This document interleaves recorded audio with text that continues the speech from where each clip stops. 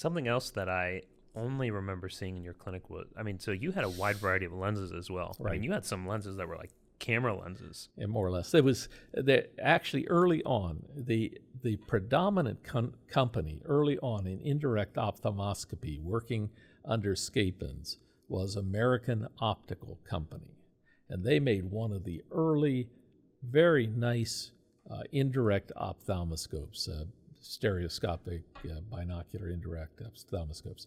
And as a part of that, they also developed a variety of lenses. Now, the first generation of lenses that they had were pretty bad. They didn't have good coatings, a variety of things.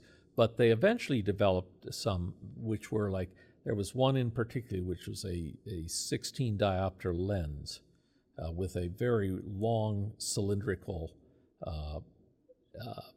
case, more or less, or holder, I guess you would say, with it, that allowed you to hold this. You had to hold it quite a bit farther away from the patient to get your image, but it gave you great magnification and the square of the linear magnification for the depth. So it'd make things really, if you wanted to look at papilledema, you wanted to look at macular edema, it was wonderful for those kinds of things. So I early on adapted to those lenses, and then I adapted, as I said, to the 28 diopter lens for using for making my standard drawings, etc., rather than a 20 diopter lens. I may have stayed with a 20 diopter lens if I were doing retinal detachment surgery, but since I wasn't, I just found it more convenient to use that lens. But you're right, I used different kinds of lenses for different things.